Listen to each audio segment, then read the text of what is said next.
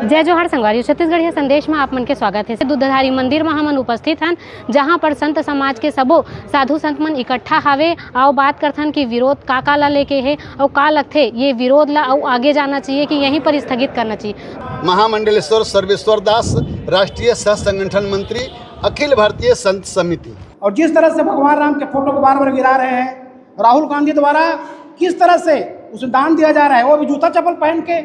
कौन मूर्ख है जो दान पेटी में दान करेगा, जो जूता चप्पल पहन के भगवान की चौड़तरी करेगा। तो चंदा चोरी एक तो विदेशी, ये अंतर्राष्ट्रीय षड्यंत्र है।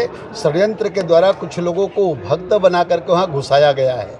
उसमें किसी भी आज तक अभी तक कहीं भी संतों के नाम वहाँ नहीं आया है। किसी संत ने वहाँ किसी प्रकार का भेष में चोरी की बात नहीं आई है। जो कर्मचारी के रूप में जो लोग थे, वो चाहे देसी हो विदेशी हो, लालच है उसने किया, और जो किया उसके ऊपर दंड होना चाहिए और सजाए हुआ और हो रहा है। रही बात संतों की, तो संत नहीं थे फिर भी संतों को बदनाम करने के लिए, सनातन को बदनाम करने के लिए लोगों ने अर्थात पप्पू यादव ने साधु वेश धारण करके, जूता चप्पल पहन करके, और सबसे बड़ी शर्म और अपमान की बात है भगवान राम के चित्र को सांसद के चरण में, अयोध्या के जो सांसद है उसके चरण में रखा। ये सबसे बड़े संतों का अपमान है। संत का नहीं, सनातन का और भगवान का अपमान है, और भगवान के अपमान कभी भी सहन नहीं होगा, बर्दाश्त नहीं होगा। पप्पू यादव जब तक और वो सांसद जब तक इस्तीफा नहीं दे, सांसद उसके खत्म नहीं होगा, तब तक हमारे अविरल एक कार्य चलता रहे। आप मन के विरोध है जो भगवा रंग चोला पहन के विरोध करी, वो मुद्दा नहीं है। आप मन के जो वहाँ पर नाटक के जरिए संत मन के अपमान करे, वो मेन मुद्दा है आपके हिसाब से। पहली बात है, कालनेमी बनना नहीं चाहिए। जिस प्रकार के हनुमान जी का राम कार्य रोकने के लिए कालनेमी ने चोला पहना, साधु का भेष धारण किया, और इसीलिए संतों के अपमान करने के लिए ये पप्पू यादव भगवा पहना, इसलिए भगवा का अपमान है, सनातन का अपमान है, साधु संतों का अपमान है। और वहाँ भगवान राम जी के चित्र रख करके जिस प्रकार जूता के पहन करके भगवान का अपमान किया, नीचे रखा, उससे विरोध है। ऐसे चार बिंदु आते हैं, यानी कुल मिलाकर के सनातन के अपमान करने के लिए काम किया गया है। और इसीलिए छत्तीसगढ़ में हम गांव-गांव जाएंगे और इस संदेश को ले जाएंगे, लोगों को जागरण करें। आने वाले समय में ऐसे विदेशी विचारधारा के लोगों को, बाहरी विचारधारा के लोगों को हम समाप्त करेंगे, यही संतों की प्रतिज्ञा है। सर, कुछ समय पहले जब भाजपा के रैली निकले रही से, आप देखे हो तो भाजपा के रैली रही से सामने में, लेकिन हनुमान जी के वेश में एक व्यक्ति है नाचत रही से रैली के, भाजपा के रैली रही से सामने में हनुमान जी के रूप लेके व्यक्ति नाचत रही। तब का भगवान जी के अपमान नहीं हो, हनुमान जी के रूप लेके भगवान जी ला नचाना, ये कहाँ तक सही रही? तब सनातन धर्म का बरागु नहीं। सनातन भगवान के कोई भी अगर अपमान होता है, हनुमान जी के भेष में कोई अपमान करता है, तो निश्चित रूप से सनातन का अपमान है। रही बात, कोई कार्यक्रम हो रहा है, हनुमान जी के भेष में धार्मिक कार्य हो रहा है, उसमें हनुमान जी आते हैं, हनुमान जी भागवत होता है, कथा, वहाँ हनुमान जी राम जी के गुणगान करते हैं, नाचते हैं, वहाँ तक है। लेकिन किसी राजनीतिक दृष्टि से कोई उपयोग करता है तो बिल्कुल निश्चित रूप से सनातन का अपमान है, ऐसा नहीं होना चाहिए, उसका भी हम विरोध करते हैं। प्रधानमंत्री नरेंद्र मोदी जी भी पतंग के रूप में हनुमान जी की जो छवि है पतंग में विराजमान थी, जिसको हवा में उड़ा रहे थे, वहाँ पर आप क्या बोलेंगे?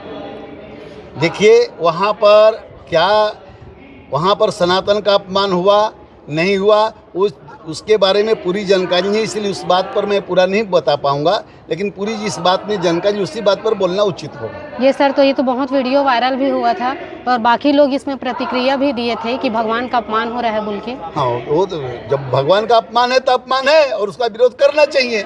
जिसको लगता है अपमान हुआ है तो आवाज उठानी चाहिए, तो उस समय और आवाज उठाना ही तो लोकतंत्र है। उस समय संत मुनि लोग आगे क्यों नहीं आए? जो संत जानते हैं वो आगे निश्चित रूप से आए होंगे, नहीं आएंगे ऐसा नहीं है। सनातन के विरुद्ध हम करें। एक बात और समझिए, एक सनातन को बढ़ाने के लिए ऐसी कृति की जाती है। भेष धारण किए हैं, भगवा हम पहने हैं तो सनातन के लिए पहने हैं, और एक भेष धारण किया जाता है कालनेमी बनकर सनातन को रोकने के लिए, सनातन को बदनाम करने के लिए। ये दोनों में भेद होता है, उस भेद को भी समझना पड़ेगा कि वो कर रहा है तो उसकी मानसिकता क्या है, वो किस दृष्टि से कर रहा है, क्यों कर रहा है, उस बात को भी हमें समझनी पड़ेगी। अभी क्या सोचे हो, क्या करूँ आप मन, आगे रणनीति क्या रही आपकी? हमारी रणनीति गाँव-गाँव जाने की, अभी हम विभाग में गए हैं, अब जिला में जाएंगे, गांव में जाएंगे, क्रम से चलता रहे जब तक हमारी मांग पूरी न हो। अभी को हम शासन के माध्यम से राष्ट्रपति को ज्ञापन देने वाले हैं। आपने लगा था कि आपके ज्ञापन दे के बाद में कार्रवाई हुई, राहुल गांधी ला के ऊपर कार्रवाई हुई, पप्पू यादव के ऊपर कार्रवाई हुई। राहुल गांधी तो खुद आप मन जाना था कि फर्जी है, विदेशी है, बाप कोई और है, बेटा कोई और है, दादा कुछ और था। तो इतने महामिलावट और वो महामिलावट विचारधारा के लोग अगर यहाँ काम करे करी तो हमारे बर तो नहीं करे वो तय है। आज भी जाना था कि जे वहाँ जो अपमान किया है उसके घरवाली को सांसद प्रतिनिधि करके यहाँ से भेजा गया है। वो बाहर की है, छत्तीसगढ़िया नहीं है, लेकिन छत्तीसगढ़ी सांसद बना के भेजा गया है कांग्रेस की तरफ से।